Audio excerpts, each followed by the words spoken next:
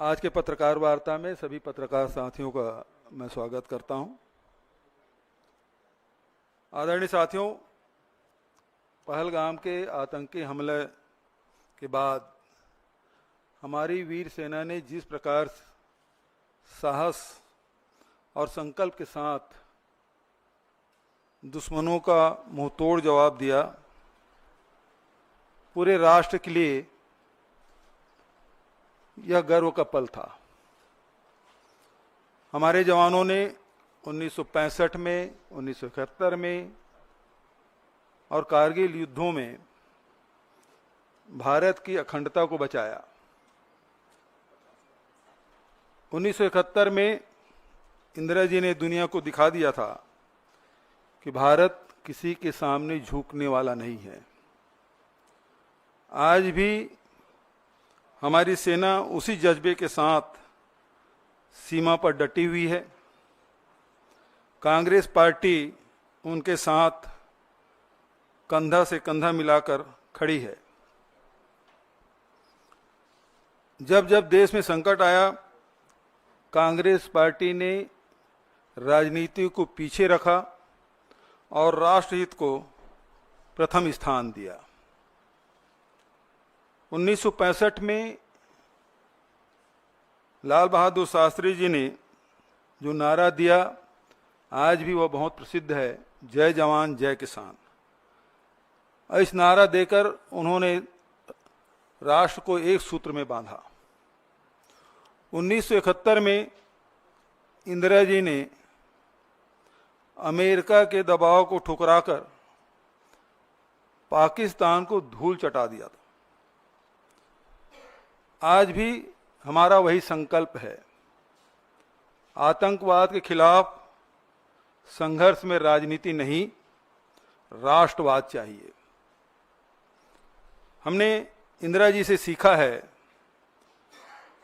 दुश्मन से बातचीत की मेज पर जब बैठें तो कमजोरी नहीं, ताकत दिखाएं। 1971 में 93,000 पाक सैनिकों को घुटने टिकाए, लेकिन कभी भी दुनिया के सामने झुके नहीं। आज सरकार से पूछिए, क्या अमेरिका के दबाव में हमने अपनी नीति बदल दी? इस संकट की घड़ी में कांग्रेस ने सभी राजनीतिक कार्यक्रम रद्द किए।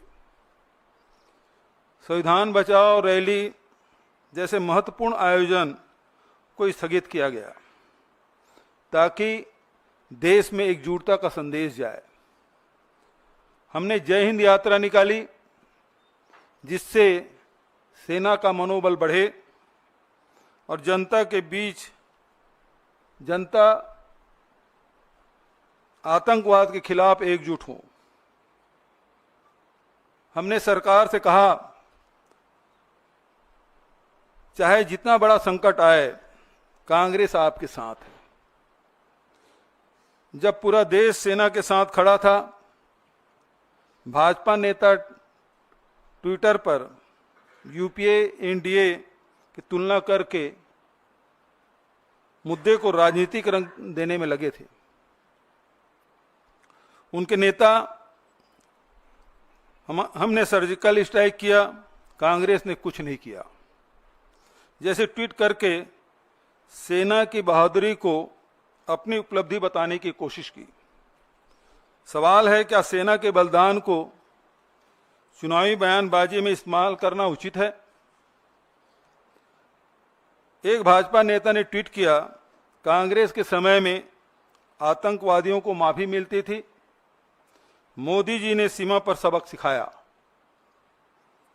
यह झूठ है। हमने हमेशा आतंकवाद को कड़ाई से निपटाया, चाहे 71 की बात हो, चाहे 84 की बात हो, या अनेक उदाहरण दिए जा सकते हैं। हमने स्पष्ट संदेश दिया कि भारत की एकता से खिलवाड़ बर्दाश्त नहीं। कांग्रेस ने पूरे देश में जय हिंद यात्रा निकाली, जो सशस्त्र बलों के पराक्रम को सलाम और आतंकवाद पीड़ितों को श्रद्धांजलि देने की मुहिम। यह यात्रा सेना की वीरता को याद करते हुए समाज में मेलजोल और राष्ट्रीय एकता बढ़ाने का माध्यम भी बनी। दूसरी तरफ भाजपा एक राष्ट्र संकट वाली स्थिति में भी राजनीति करती रही। उसके बाद भी कांग्रेस पार्टी सरकार के साथ खड़ी रही, क्योंकि हम देश के हित की बात करते हैं। अब हम पारदर्शिता की मांग करते हैं। अमेरिकी राष्ट्रपति ने अचानक युद्ध विराम की घोषणा की।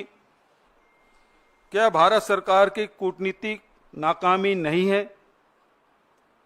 जनता जानने के हकदार हैं। क्या हमने तीसरे पक्ष के हस्तक्षेप को स्वीकार कर लिया? पाकिस्तान से वादे क्या लिए, ये भी हमें जानने का हक है। जनता जानना चाहती है। कांग्रेस की मांग मैं फिर से दोहरा देना चाहता हूं, जो राहुल जी और खड़गे जी ने पत्र लिखकर कहा कि संसद की विशेष सत्र बुलाई जाए और उसमें सभी दलों को बताएं कि युद्ध विराम की शर्तें क्या हैं। आज पूरे देश में जो घटनाक्रम घटी है, 22 अप्रैल से लेकर आज तक, जहां हमारे 26 लोगों की जान गई, पूरा देश उद्वेलित था कि आतंकवाद को समाप्त कर दिया जाए। और उस दिशा में कांग्रेस पार्टी ने भी समर्थन दिया। सरकार जो भी कदम उठाए, हम उनके साथ हैं। सरकार ने कदम भी उठाए, सेना से एक खुली छूट उन्होंने दी और हमारे सेना ने आतंकी ठिकानों को नेस्त नाबूद किया। लेकिन उसके बाद जिस प्रकार से ट्रंप का जो ट्वीट आया है, वो सब हम सबको चौंकाने वाला है। सभी अचंभित हैं और इससे बहुत सारे सवाल हम सब के मन में हैं। क्या हमने ट्रंप के जो बयान आए उससे हमने मध्यस्थता स्वीकार कर ली? क्या शिमला समझौता अब रद्द हो गए? हम लड़ाई आतंकवाद के खिलाफ लड़ रहे थे, यहां कश्मीर इस मामले में बीच में आ गया। ये बहुत सारे सवाल हैं और इसलिए कांग्रेस पार्टी ये मांग करती सरकार से ऑल पार्टी मीटिंग बुलाए और संसद के विशेष सत्र बुलाए जाए, ताकि स्थिति स्पष्ट हो सके। जनता जानना चाहती है और ये जो शंका के जो माहौल बना हुआ है, वो बादल छटना चाहिए कि सरकार ने क्या वर्षों से चली आ रही हमारी जो रणनीति है उसे बदल दिया गया है, ये जानना चाहती है। आप लोगों की तरफ से कोई सवाल हो तो सादर आमंत्रित।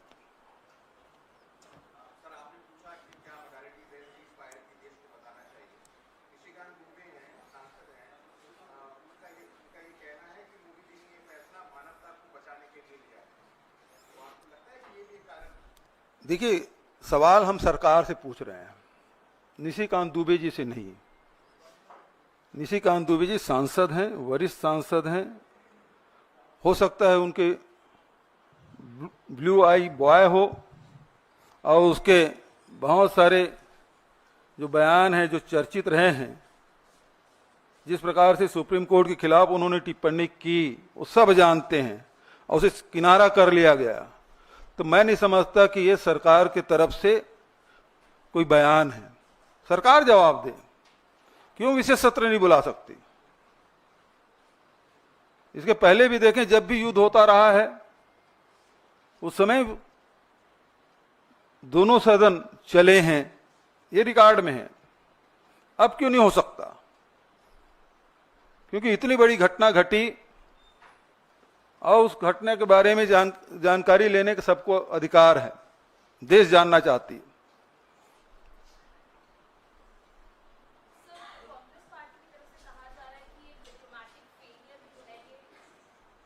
डिप्लोमेटिक फेलियर है सरकार का। पहले आईएमएफ की जो मीटिंग हुई थी उसमें अपनी तरफ वोट्स नहीं ले पाए और शाम को यूएस प्रेसिडेंट ने आकर डिक्लेयर किया कि ये जो है सीज फायर हो गया है दोनों पार्टीज के बीच में। तो आपको क्या लगता है, क्योंकि आज जो बीजेपी की प्रेस कॉन्फ्रेंस हुई उसमें साफ कर दिया गया पहलगाम का बदला ले लिया गया है, आप लोग क्या मानते हैं कि कहीं ना कहीं सरकार का भी एक कम रहा है? सबसे पहली बात तो ये है कि युद्ध जब ये लड़ाई चल रही थी उस बीच में पाकिस्तान को आईएमएफ के द्वारा $1 बिलियन उसको दिया जाना और उसमें जब फैसले हो रहे थे तो हमारे प्रतिनिधि वहां नहीं थे। दूसरी बात यह है कि अमेरिका के राष्ट्रपति का ट्वीट पहले आता है और उसके बाद दोनों देशों के बयान आते हैं, तो निश्चित रूप से ये कूटनीतिक नाकामी है, इसको सरकार को मानना चाहिए। दूसरी बात जो अभी आपने भाजपा के प्रवक्ता के जो बात आपने की, तो सवाल ये उठता है कि हमने बदला ले लिया, ये जो वाक्य है इसमें बहुत सारे सवाल उठते हैं। क्या वो 4 या 5 आतंकी आए थे जो 26 लोगों की जान लेके चले गए, वो पकड़े गए या मारे गए? इसका उत्तर आना बाकी है। दूसरा, जब सरकार ने इसे चूक मान ली है तो जिम्मेदारी किस पे ठहराया जा रहा है? कौन उसकी जिम्मेदारी लिया, उसके लिए क्या उसकी सजा मुकर्रर की गई? क्या गृह मंत्री जी इस्तीफा दे रहे हैं?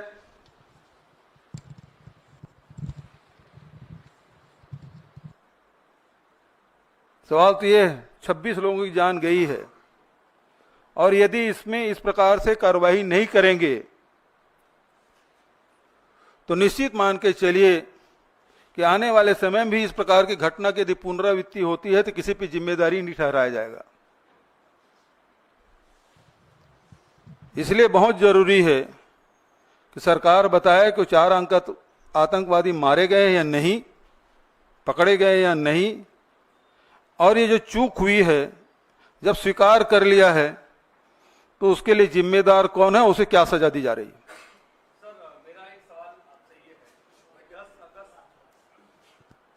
मेरा आपसे सवाल यह है कि 10 अगस्त 1994 को जब दोनों सदनों का विशेष सत्र बुलाया गया था, उस दौरान सर्वसम्मति से पारित किया गया कि पीओके हमारा है और पीओके हमारा अभिन्न हिस्सा है और उस पर कब्जा किया जाना चाहिए। ये 1994 की बात है। 2025 के दौर में आप लोग क्या सोचते हैं? आज भी पीओके हमारा है, उस पर कब्जा किया जाना चाहिए, क्या कब्जा किया जा सकता था? देखिए, प्रश्न आतंकी हमले का है। प्रश्न वहां से शुरू होता है कि 26 लोगों को धर्म पूछ के मार डाला गया और आतंकवाद समाप्त करने के लिए यह लड़ाई जंग छिड़ी। अब ये बात आए कि पीओके को हमें कब्जा करना चाहिए। देश का मूड तो यही था, सब लोग चाहते थे कि बदला लेने के सबसे अच्छा अवसर है और मीडियम चल भी रहा था। कोई इस्लामाबाद पहुंच गए थे, कोई कराची पहुंच गया था, कोई रावलपिंडी में कब्जा कर लिया था। तो जनता तो यही मानेगी कि ना ये जो दिखाया जा रहा है वही सही है, तो पीओके कब्जा कर ही लेना चाहिए। और जब 1994 में आपने इसे पारित कर लिया है और देश ने माना पीओके हमारा है, और शिमला समझौते में भी द्विपक्षीय बात हुई थी, अब इस लड़ाई के बाद तो ये है कि तीसरा पक्ष तीसरे निष्पक्ष जगह में जाके आपको चर्चा करनी है। तो ये तो बहुत ही हम लोगों के लिए दुखद एक घटना है और ये शर्तें जो है हम सबके लिए बहुत ही शर्मनाक हैं। आम जनता जो आम सेंटीमेंट है वो बहुत भार पर है और उनको लग रहा है कि हमारा जो देश है उसकी जो मनोभावना थी उसके साथ खिलवाड़ हुआ है। कांग्रेस पार्टी प्रमुख विपक्षी दल है, वो उसे किस तरह से लेती है, पार्टी का क्या मानना है? आम जन अपने आप को ठगा हुआ सा महसूस कर रहा है। पहले हम आतंकवादियों के कैंप पर हमला करने गए थे, फिर उन्होंने हम पर जब दोबारा हमला किया तो हमने तय किया हम धूल में मिला देंगे, एकाएक शांति प्रस्ताव आ जाता है। तो कांग्रेस पार्टी का क्या स्टैंड है? क्या वो आम जनता के साथ है? उसकी सोच भी यही है? देखिए, कांग्रेस पार्टी हमेशा जनता के भावनाओं के साथ रही है। दूसरी बात, हमारे राष्ट्रीय अध्यक्ष खड़गे जी और एलपी राहुल जी दोनों ने आल पार्टी मीटिंग बुलाने के लिए कहा। आल पार्टी मीटिंग हुई, प्रधानमंत्री नहीं आए, दोनों हमारे नेता गए और उन्होंने स्पष्ट आश्वासन दिया कि इस संकट की घड़ी में कांग्रेस पार्टी सरकार के साथ है, सेना के साथ है। जो भी कदम उठाए सरकार और सेना, हम उनके साथ हैं। अब सवाल ये उठता है कि प्रधानमंत्री जी ने तो कहा कि सेना को खुली छूट दे दी गई, तो वापस कब ले लिया गया ये आदेश?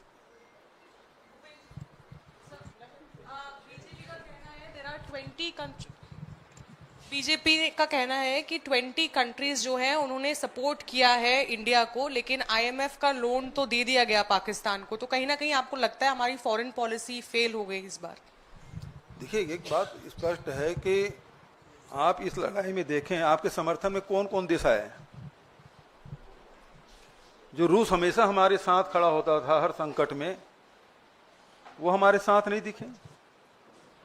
आज प्रधानमंत्री जी अमेरिका परस्त हो गए हैं, लेकिन अमेरिका ने उसका पहला बयान क्या था, उसको ध्यान में रखिएगा। तो आज हमारे साथ न पड़ोसी देश हमारे साथ हैं, न विश्व में हमारा कोई साथ देने वाला। स्पष्ट रूप से जब संकट आया तो खड़ा होने वाला कौन सा देश हुआ? जबकि नॉन अलाइनमेंट जब मूवमेंट चला, नेहरू जी से लेके इंदिरा जी और राजीव जी तक कितने देश हमारे साथ खड़े होते थे, और आज हमारे पड़ोसी देश भी हमारे साथ नहीं खड़ा हो रहा है। वकील साहब इधर। अच्छा, मेरा सवाल ये है कि बीजेपी की भी बड़ी बैठक हुई है और उसमें ये कहा जा रहा है कि बीजेपी ने कहा है कि जैसे पाकिस्तान को धूल चटाया गया है, ये एक पूरा कैंपेन देश भर में चलाएगी बीजेपी और बताएगी लोगों को कैसे धूल चटाया गया, और कांग्रेस पार्टी के सारे सवालों का जवाब भी बीजेपी देगी। आप लोग भी कोई कैंपेन चलाएंगे क्या इस मसले को लेकर? देखिए, एक बात स्पष्ट है, कैंपेन चलाने की जरूरत नहीं है। आप विशेष सत्र बुला लीजिए ना, आल पार्टी मीटिंग बुला लीजिए ना,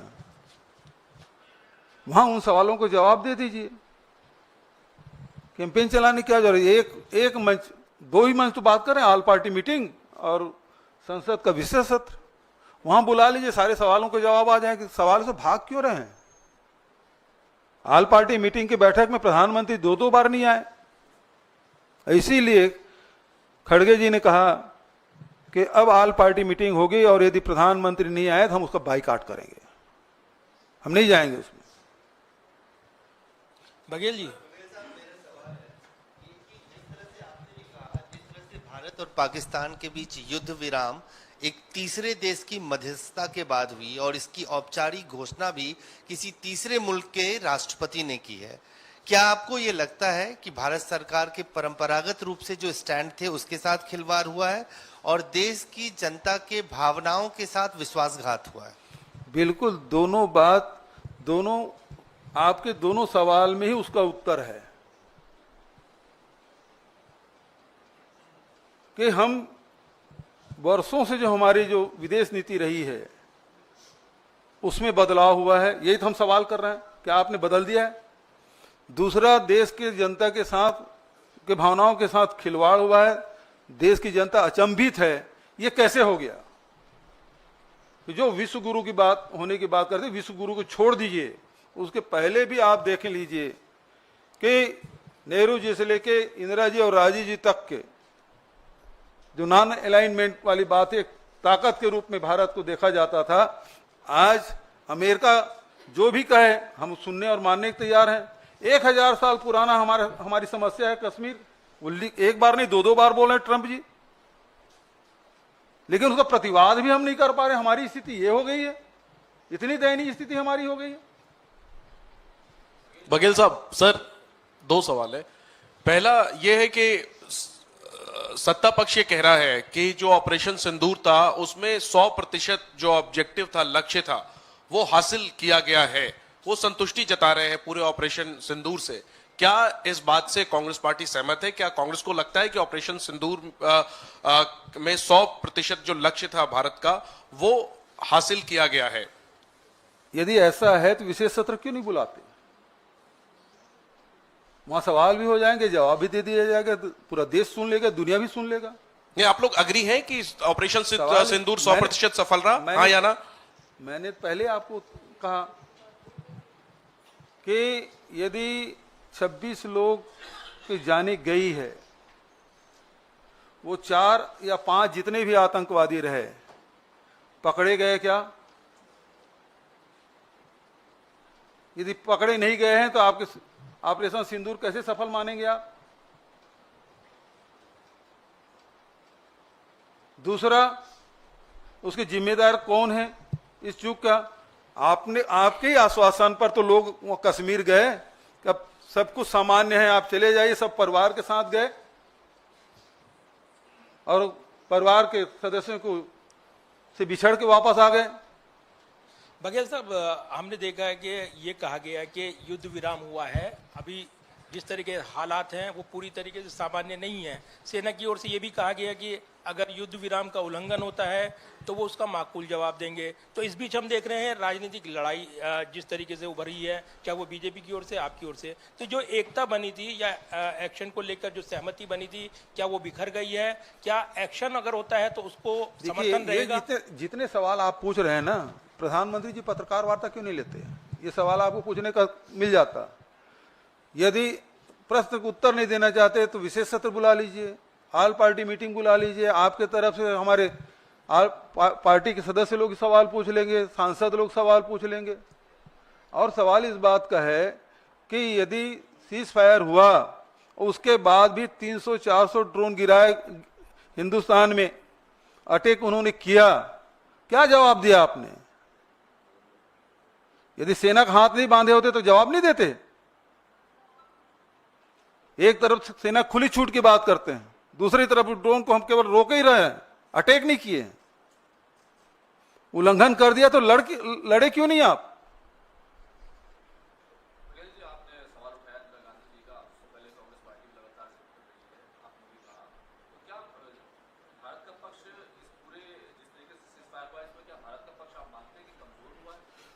देश अपने आप को ठगा हुआ महसूस कर रहे हैं, अपमानित महसूस कर रहे हैं, शर्मिंदित हैं।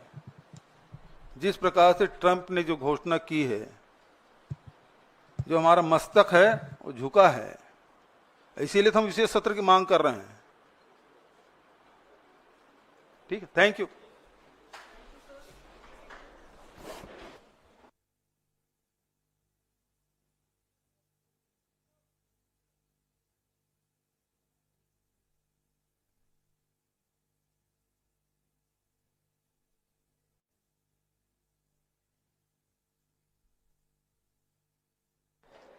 शुरू करें?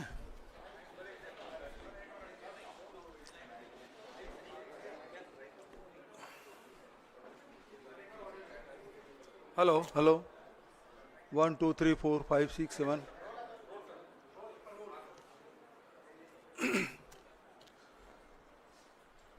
आज के पत्रकार वार्ता में सभी पत्रकार साथियों का मैं स्वागत करता हूं। आदरणीय साथियों, पहलगाम के आतंकी हमले के बाद हमारी वीर सेना ने जिस प्रकार साहस और संकल्प के साथ दुश्मनों का मुंहतोड़ जवाब दिया, पूरे राष्ट्र के लिए यह गर्व का पल था। हमारे जवानों ने 1965 में, 1971 में और कारगिल युद्धों में भारत की अखंडता को बचाया। 1971 में इंदिरा जी ने दुनिया को दिखा दिया था कि भारत किसी के सामने झुकने वाला नहीं है। आज भी हमारी सेना उसी जज्बे के साथ सीमा पर डटी हुई है। कांग्रेस पार्टी उनके साथ कंधा से कंधा मिलाकर खड़ी है। जब जब देश में संकट आया, कांग्रेस पार्टी ने राजनीति को पीछे रखा और राष्ट्रहित को प्रथम स्थान दिया। 1965 में लाल बहादुर शास्त्री जी ने जो नारा दिया, आज भी वह बहुत प्रसिद्ध है, जय जवान जय किसान। इस नारा देकर उन्होंने राष्ट्र को एक सूत्र में बांधा। 1971 में इंदिरा जी ने अमेरिका के दबाव को ठुकराकर पाकिस्तान को धूल चटा दिया था। आज भी हमारा वही संकल्प है। आतंकवाद के खिलाफ संघर्ष में राजनीति नहीं, राष्ट्रवाद चाहिए। हमने इंदिरा जी से सीखा है, दुश्मन से बातचीत की मेज पर जब बैठें तो कमजोरी नहीं, ताकत दिखाएं। 1971 में 93,000 पाक सैनिकों को घुटने टिकाए, लेकिन कभी भी दुनिया के सामने झुके नहीं। आज सरकार से पूछिए, क्या अमेरिका के दबाव में हमने अपनी नीति बदल दी? इस संकट की घड़ी में कांग्रेस ने सभी राजनीतिक कार्यक्रम रद्द किए। संविधान बचाओ रैली जैसे महत्वपूर्ण आयोजन को स्थगित किया गया ताकि देश में एकजुटता का संदेश जाए। हमने जय हिंद यात्रा निकाली, जिससे सेना का मनोबल बढ़े और जनता के बीच जनता आतंकवाद के खिलाफ एकजुट हो। हमने सरकार से कहा, चाहे जितना बड़ा संकट आए, कांग्रेस आपके साथ है। जब पूरा देश सेना के साथ खड़ा था, भाजपा नेता ट्विटर पर यूपीए एनडीए की तुलना करके मुद्दे को राजनीतिक रंग देने में लगे थे। उनके नेता हमने सर्जिकल स्ट्राइक किया, कांग्रेस ने कुछ नहीं किया। जैसे ट्वीट करके सेना की बहादुरी को अपनी उपलब्धि बताने की कोशिश की। सवाल है, क्या सेना के बलिदान को चुनावी बयानबाजी में इस्तेमाल करना उचित है? एक भाजपा नेता ने ट्वीट किया, कांग्रेस के समय में आतंकवादियों को माफी मिलती थी, मोदी जी ने सीमा पर सबक सिखाया। यह झूठ है। हमने हमेशा आतंकवाद को कड़ाई से निपटाया, चाहे 71 की बात हो, चाहे 84 की बात हो, या अनेक उदाहरण दिए जा सकते हैं। हमने स्पष्ट संदेश दिया कि भारत की एकता से खिलवाड़ बर्दाश्त नहीं। कांग्रेस ने पूरे देश में जय हिंद यात्रा निकाली, जो सशस्त्र बलों के पराक्रम को सलाम और आतंकवाद पीड़ितों को श्रद्धांजलि देने की मुहिम है। यह यात्रा सेना की वीरता को याद करते हुए समाज में मेलजोल और राष्ट्रीय एकता बढ़ाने का माध्यम भी बनी। दूसरी तरफ भाजपा एक राष्ट्र संकट वाली स्थिति में भी राजनीति करती रही। उसके बाद भी कांग्रेस पार्टी सरकार के साथ खड़ी रही, क्योंकि हम देश के हित की बात करते हैं। अब हम पारदर्शिता की मांग करते हैं। अमेरिकी राष्ट्रपति ने अचानक युद्ध विराम की घोषणा की। क्या भारत सरकार की कूटनीतिक नाकामी नहीं है? जनता जानने के हकदार हैं। क्या हमने तीसरे पक्ष के हस्तक्षेप को स्वीकार कर लिया? पाकिस्तान से वादे क्या लिए, ये भी हमें जानने का हक है। जनता जानना चाहती है। कांग्रेस की मांग मैं फिर से दोहरा देना चाहता हूं, जो राहुल जी और खड़गे जी ने पत्र लिखकर कहा कि संसद की विशेष सत्र बुलाई जाए और उसमें सभी दलों को बताएं कि युद्ध विराम की शर्तें क्या हैं। आज पूरे देश में जो घटनाक्रम घटी है, 22 अप्रैल से लेकर आज तक, जहां हमारे 26 लोगों की जान गई, पूरा देश उद्वेलित था कि आतंकवाद को समाप्त कर दिया जाए, और उस दिशा में कांग्रेस पार्टी ने भी समर्थन दिया। सरकार जो भी कदम उठाए, हम उनके साथ हैं। सरकार ने कदम भी उठाए, सेना से एक खुली छूट उन्होंने दी, और हमारे सेना ने आतंकी ठिकानों को नेस्त नाबूद किया। लेकिन उसके बाद जिस प्रकार से ट्रंप का जो ट्वीट आया है, वो सब हम सबको चौंकाने वाला है। सभी अचंभित हैं, और इससे बहुत सारे सवाल हम सब के मन में हैं। क्या हमने ट्रंप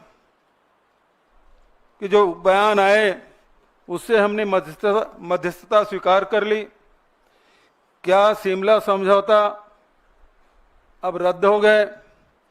हम लड़ाई आतंकवाद के खिलाफ लड़ रहे थे, यहां कश्मीर इस मामले में बीच में आ गया। ये बहुत सारे सवाल हैं, और इसलिए कांग्रेस पार्टी ये मांग करती सरकार से ऑल पार्टी मीटिंग बुलाए और संसद के विशेष सत्र बुलाए जाए, ताकि स्थिति स्पष्ट हो सके। जनता जानना चाहती है, और ये जो शंका के जो माहौल बना हुआ है, वो बादल छटना चाहिए कि सरकार ने क्या वर्षों से चली आ रही हमारी जो रणनीति है उसे बदल दिया गया है। ये जानना चाहती है। आप लोगों की तरफ से कोई सवाल हो तो सादर आमंत्रित।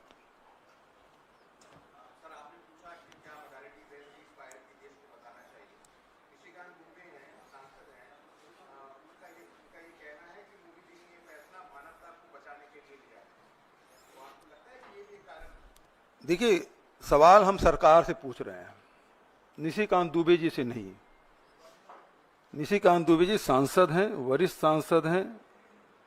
हो सकता है उनके ब्लू आई बॉय हो, और उसके बहुत सारे जो बयान हैं जो चर्चित रहे हैं, जिस प्रकार से सुप्रीम कोर्ट के खिलाफ उन्होंने टिप्पणी की, वो सब जानते हैं, और उसे किनारा कर लिया गया।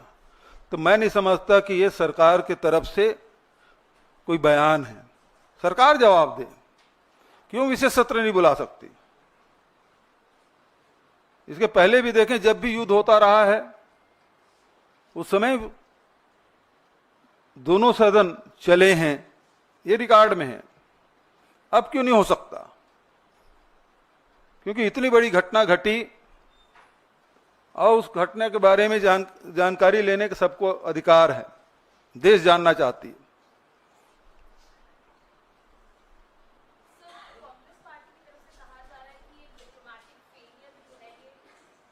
डिप्लोमैटिक फेलियर है सरकार का। पहले आईएमएफ की जो मीटिंग हुई थी उसमें अपनी तरफ नहीं ले पाए और शाम को यूएस प्रेसिडेंट ने आकर डिक्लेयर किया कि ये जो है सीज फायर हो गया है दोनों पार्टीज के बीच में। तो आपको क्या लगता है, क्योंकि आज जो बीजेपी की प्रेस कॉन्फ्रेंस हुई उसमें साफ कर दिया गया पहलगाम का बदला ले लिया गया है, आप तो क्या मानते हैं कि कहीं ना कहीं सरकार का भी एक कम रहा है? सबसे पहली बात तो ये है कि युद्ध जब ये लड़ाई चल रही थी उस बीच में पाकिस्तान को आईएमएफ के द्वारा $1 बिलियन उसको दिया जाना, और उसमें जब फैसले हो रहे थे तो हमारे प्रतिनिधि वहां नहीं थे। दूसरी बात यह है कि अमेरिका के राष्ट्रपति का ट्वीट पहले आता है और उसके बाद दोनों देशों के बयान आते हैं, तो निश्चित रूप से ये कूटनीतिक नाकामी है, इसको सरकार को मानना चाहिए। दूसरी बात, जो अभी आपने भाजपा के प्रवक्ता के जो बात आपने की, तो सवाल ये उठता है कि हमने बदला ले लिया, ये जो वाक्य है इसमें बहुत सारे सवाल उठते हैं। क्या वो 4 या 5 आतंकी आए थे जो 26 लोगों की जान लेके चले गए, वो पकड़े गए या मारे गए? इसका दूसरा, जब सरकार ने इसे चूक मान ली है तो जिम्मेदारी किस पे ठहराया जा रहा है? कौन उसकी जिम्मेदारी लिया, उसके लिए क्या उसकी सजा मुकर्रर की गई? क्या गृह मंत्री जी इस्तीफा दे रहे हैं?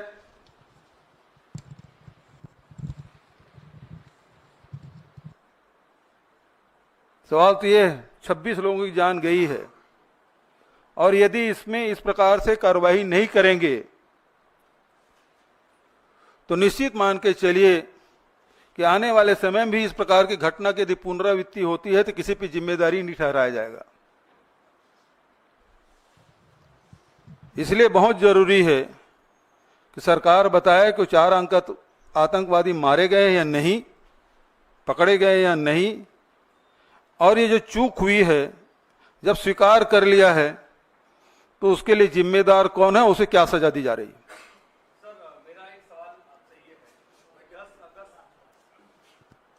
मेरा आपसे सवाल यह है कि 10 अगस्त 1994 को जब दोनों सदनों का विशेष सत्र बुलाया गया था, उस दौरान सर्वसम्मति से पारित किया गया कि पीओके हमारा है और पीओके हमारा अभिन्न हिस्सा है और उस पर कब्जा किया जाना चाहिए।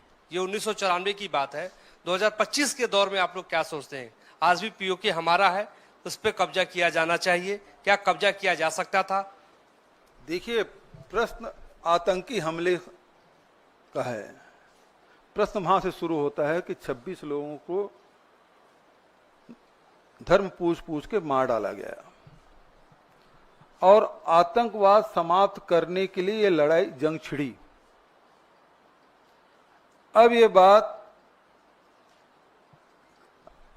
आए कि पीओके को हमें कब्जा करना चाहिए। देश का मूड तो यही था, सब लोग चाहते थे कि बदला लेने के सबसे अच्छा अवसर है, और मीडियम चल भी रहा था। कोई इस्लामाबाद पहुंच गए थे, कोई कराची पहुंच गया था, कोई रावलपिंडी में कब्जा कर लिया था। तो जनता तो यही मानेगी कि ना ये जो दिखाया जा रहा है वही सही है, तो पीओके कब्जा कर ही लेना चाहिए। और जब 1994 में आपने इसे पारित कर लिया है और देश ने माना पीओके हमारा है, और शिमला समझौता में भी द्विपक्षीय बात हुई थी, अब इस लड़ाई के बाद तो यह है कि तीसरा पक्ष तीसरे निष्पक्ष जगह में जाके आपको चर्चा करनी है। तो ये तो बहुत ही हम लोगों के लिए दुखद एक घटना है, और ये शर्तें जो है हम सबके लिए बहुत ही शर्मनाक हैं। सर, आम जनता जो आम सेंटीमेंट है वो बहुत भार पर है और उनको लग रहा है कि हमारा जो देश पार्टी प्रमुख विपक्षी दल है वो उसे किस तरह से लेती है, पार्टी का क्या मानना है। आम जन अपने आप को ठगा हुआ सा महसूस कर रहा है। पहले हम आतंकवादियों के कैंप पर हमला करने गए थे, फिर उन्होंने हम पर जब दोबारा हमला किया तो हमने तय किया हम धूल में मिला देंगे, एकाएक शांति प्रस्ताव आ जाता है। तो कांग्रेस पार्टी का क्या स्टैंड है, क्या वो आम जनता के साथ है, उसकी सोच भी यही है?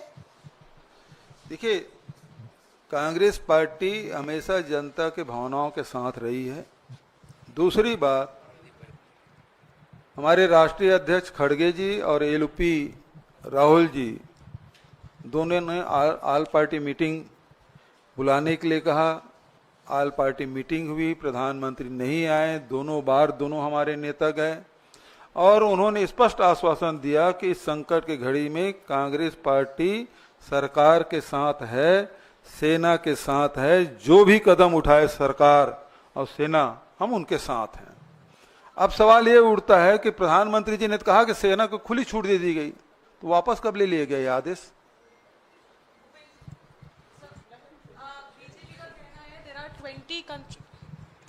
बीजेपी का कहना है कि 20 कंट्रीज जो है उन्होंने सपोर्ट किया है इंडिया को, लेकिन आईएमएफ का लोन तो दे दिया गया पाकिस्तान को। तो कहीं ना कहीं आपको लगता है हमारी फॉरेन पॉलिसी फेल हो गई इस बार? देखिए, एक बात स्पष्ट है कि आप इस लड़ाई में देखें, आपके समर्थन में कौन कौन देश आए। जो रूस हमेशा हमारे साथ खड़ा होता था हर संकट में, वो हमारे साथ नहीं दिखे।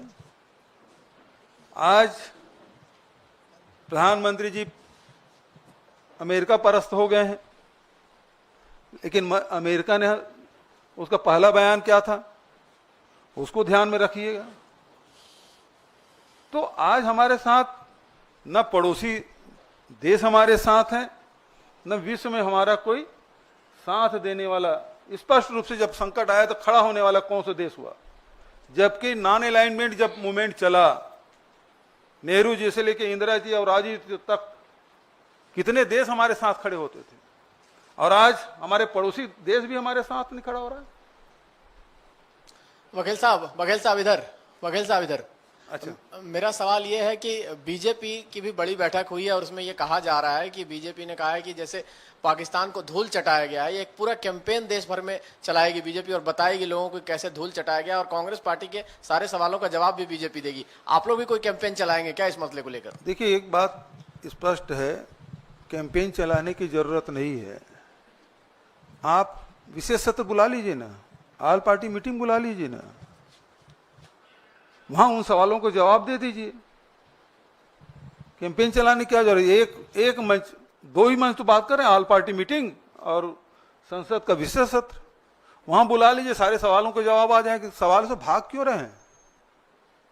आल पार्टी मीटिंग की बैठक में प्रधानमंत्री दो बार नहीं आए, इसीलिए खड़गे जी ने कहा कि अब आल पार्टी मीटिंग होगी और यदि प्रधानमंत्री नहीं आए तो हम उसका बाइकाट करेंगे, हम नहीं जाएंगे उसमें। बघेल जी, भारत और पाकिस्तान के बीच युद्ध विराम एक तीसरे देश की मध्यस्थता के बाद हुई और इसकी औपचारिक घोषणा भी किसी तीसरे मुल्क के राष्ट्रपति ने की है। क्या आपको ये लगता है कि भारत सरकार के परंपरागत रूप से जो स्टैंड थे उसके साथ खिलवाड़ हुआ है और देश की जनता के भावनाओं के साथ विश्वासघात हुआ है? बिल्कुल, दोनों आपके दोनों सवाल में ही उसका उत्तर है कि हम वर्षों से जो हमारी जो विदेश नीति रही है उसमें बदलाव हुआ है, यही तो हम सवाल कर रहे हैं। क्या आपने बदल दिया है? दूसरा, देश की जनता के साथ के भावनाओं के साथ खिलवाड़ हुआ है, देश की जनता अचंभित है, ये कैसे हो गया? जो विश्व गुरु की बात होने की बात करते, विश्व गुरु को छोड़ दीजिए, उसके पहले भी आप देख लीजिए कि नेहरू जी से लेके इंदिरा जी और राजीव जी तक के जो नॉन अलाइनमेंट वाली बात एक ताकत के रूप में भारत को देखा जाता था, आज अमेरिका जो भी कहे हम सुनने और मानने के तैयार हैं। 1000 साल पुराना हमारी समस्या है कश्मीर, वो एक बार नहीं दो बार बोल रहे ट्रंप जी, लेकिन उसका प्रतिवाद भी हम नहीं कर पा रहे। हमारी स्थिति ये हो गई है, इतनी दयनीय स्थिति हमारी हो गई है। बघेल साहब, सर 2 सवाल है। पहला यह है कि सत्ता पक्ष ये कह रहा है कि जो ऑपरेशन सिंदूर था उसमें 100% जो ऑब्जेक्टिव था, लक्ष्य था, वो हासिल किया गया है। वो संतुष्टि जता रहे हैं पूरे ऑपरेशन सिंदूर से। क्या इस बात से कांग्रेस पार्टी सहमत है? क्या कांग्रेस को लगता है कि ऑपरेशन सिंदूर में 100% जो लक्ष्य था भारत का वो हासिल किया गया है? यदि ऐसा है तो विशेष सत्र क्यों नहीं बुलाते? वहां सवाल भी हो जाएंगे, जवाब भी दे दिया जाएगा, तो पूरा देश सुन लेगा, दुनिया भी सुन लेगा। नहीं, आप लोग अग्री हैं कि ऑपरेशन सिंदूर 100% सफल रहा, हाँ या ना? मैंने पहले आपको कहा कि यदि 26 लोग की जाने गई है, वो 4 या 5 जितने भी आतंकवादी रहे पकड़े गए क्या? यदि पकड़े नहीं गए हैं तो आपके ऑपरेशन सिंदूर कैसे सफल मानेंगे आप? दूसरा, उसके जिम्मेदार कौन है इस चूक का? आपने, आपके ही आश्वासन पर तो लोग वहां कश्मीर गए, कब सब कुछ सामान्य है, आप चले जाइए, सब परिवार के साथ गए और परिवार के सदस्यों को से बिछड़ के वापस आ गए।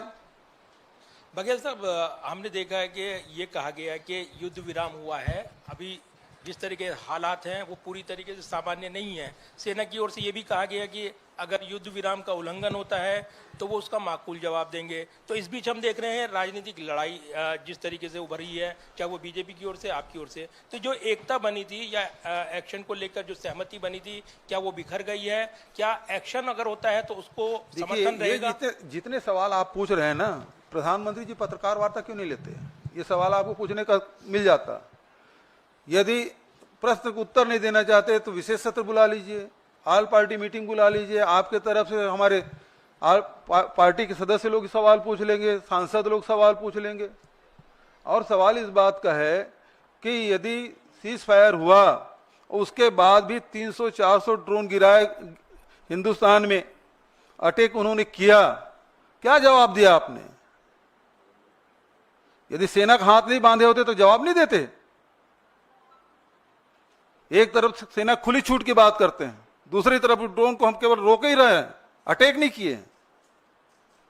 उल्लंघन कर दिया तो लड़े क्यों नहीं आप?